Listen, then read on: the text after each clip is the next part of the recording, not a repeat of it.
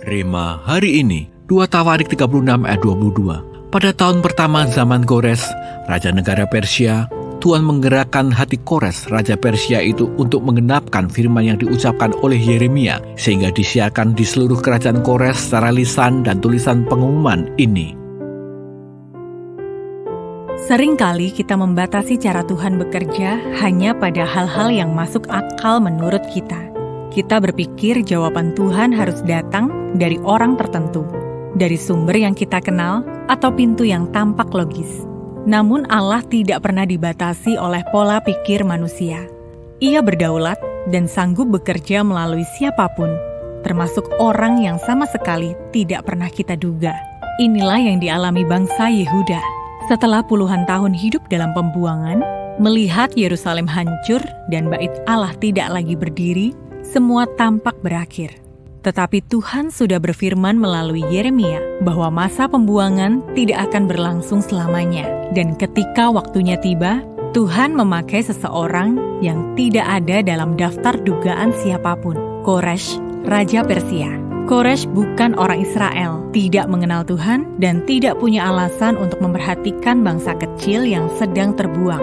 Namun Alkitab berkata bahwa Tuhan menggerakkan hati Koresh. Keputusan raja ini bukan sekadar kebijakan politik, melainkan karya Allah yang menyentuh hati seorang pemimpin besar demi menggenapi firman-Nya.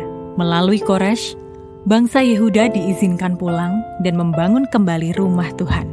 Firman ini menegaskan bahwa janji Tuhan tidak pernah gagal, sekalipun situasi terlihat mustahil. Jika Tuhan ingin membuka jalan, Ia dapat memakai siapa saja, dari arah mana saja, bahkan melalui orang yang tidak pernah terpikir dalam hidup kita. Karena itu, jangan batasi cara Tuhan bekerja. Ketika manusia berkata, tidak mungkin, Tuhan berkata, aku sanggup menggerakkan hati siapapun.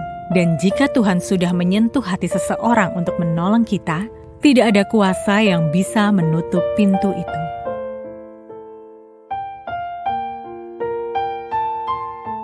Dalam hal apa Anda tanpa sadar membatasi cara Tuhan bekerja?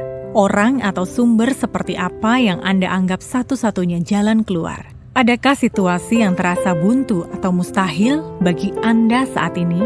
Bagaimana Anda dapat menyerahkannya kembali kepada Tuhan dan percaya bahwa Ia mampu memakai siapapun? Tuhan, kami bersyukur karena Engkau berdaulat atas siapapun dan apapun. Ajarlah kami untuk tidak membatasi cara-Mu bekerja. Gerakan hati orang yang Engkau pilih untuk membuka jalan bagi hidup kami sesuai rencana-Mu. Teguhkan iman kami agar tetap percaya bahwa janji-Mu tidak pernah gagal. Di dalam nama Tuhan Yesus, kami berdoa. Amin. Tuhan dapat menggerakkan hati orang yang tak pernah kita duga untuk membuka jalan bagi kita.